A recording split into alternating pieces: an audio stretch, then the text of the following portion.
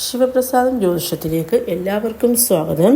ഇന്ന് നമ്മളിവിടെ പറയാൻ പോകുന്നത് നമ്മുടെ അക്ഷയ തൃതീയ പറ്റിയാണ്. അതായത് അക്ഷയ തൃതീയ ഇപ്പോൾ നാളെ വരികയാണ്. അതായത് മെയ് 10 അക്ഷയ തൃതീയ.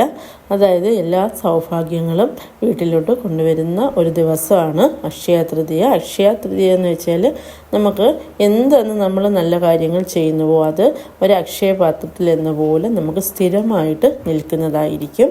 പിന്നെ എല്ലാവരിലും ഉള്ള ഒരു വിശ്വാസമാണ്, അന്ന് സ്വർണ്ണമൊക്കെ മേടിക്കുകയാണെങ്കിൽ നമുക്ക് ഇഷ്ടംപോലെ സ്വർണ്ണം ആ വർഷം മേടിക്കാൻ പറ്റുമെന്ന് കരുതിയിട്ട് ആളുകളൊക്കെ ഇഷ്ടംപോലെ സ്വർണ്ണമൊക്കെ മേടിക്കും.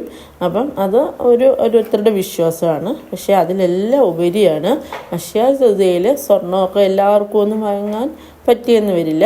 അപ്പോൾ അങ്ങനെയൊക്കെ ബുദ്ധിമുട്ടുള്ളവർ സ്വർണം തന്നെ അവർ വാങ്ങണമെന്നൊന്നുമില്ല. അവർക്ക് വേണമെങ്കിൽ വെള്ളി ആഭരണങ്ങൾ വാങ്ങാം. അത് ഉണ്ടാകാം എങ്കിൽ അത് പിന്നെ അത്രയും പോലും ക്യാഷില്ല എന്നുണ്ടെങ്കിൽ അവർക്ക് വേണമെങ്കിൽ പച്ചരി അല്ല പിന്നെ മഞ്ഞൾ, നെല്ലിക്ക ഇതൊക്കെ അന്ന് നമ്മുടെ വീട്ടിൽ വാങ്ങിക്കൊണ്ടുവരും. ഇതൊക്കെ ലക്ഷ്മി സാന്നിധ്യം നിറഞ്ഞു നിൽക്കുന്ന സാധനങ്ങളാണ്. ഉപ്പ് ഇതെല്ലാം നമ്മുടെ വീട്ടിൽ ആ ദിവസം ഈ 5 കൂട്ടം സാധനങ്ങൾ മേടിച്ചു കൊണ്ടുവരാം. അപ്പം വെള്ളി ആഭരണങ്ങളായാലും വാങ്ങാം. പിന്നെ സ്വർണ്ണമുള്ളവർ സ്വർണം വാങ്ങുന്നതിനോടും കുഴപ്പമില്ല, സ്വർണം വാങ്ങിക്കാം. പിന്നെ എല്ലാവർക്കും കഴിയാത്തവർക്ക് ഇതും ചെയ്യാൻ പറ്റും. അതിലൂടെ നമ്മുടെ വീട്ടിൽ ലക്ഷ്മി സാന്നിധ്യം ഉണ്ടാവുന്നതാണ്. അതായത് അക്ഷയ തൃതീയ എന്ന് വെച്ചാൽ നമ്മുടെ ശ്രീ ശങ്കരാചാര്യർക്ക് ദേവിയുടെ കനകധാര സ്തോത്രം ജപിച്ചല്ലോ. അപ്പോൾ അത് ജപിച്ചപ്പോൾ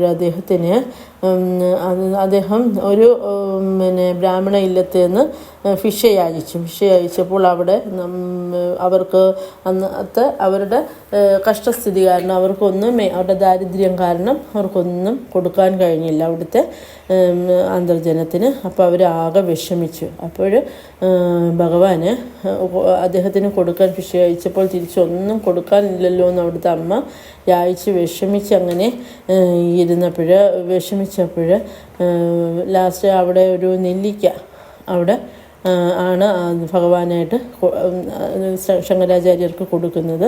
അപ്പോഴാ കൊടുത്തത് അത് ഭഗവാൻ അത് സ്വീകരിക്കുകയും അവിടെ സ്വർണ്ണ നെല്ലിക്കയുടെ ഒരു മഴ തന്നെ അവിടെ പെയ്യ്ക്കുകയും ചെയ്തു. അതായത് അവിടെ ദാരിദ്ര്യം എന്ന് പറയുന്ന ആ കഷ്ടസ്ഥിതി അവർക്ക് എന്നേക്കുമായിട്ട് നീക്കി കൊടുത്തു. അതുകൊണ്ടാണ് നെല്ലിക്ക മെയിനായിട്ടും ഈ അക്ഷയ തൃതീയ നാളിൽ മേടിക്കുന്നത് ഏറ്റവും ഉത്തമമാണെന്ന് പറയുന്നത്.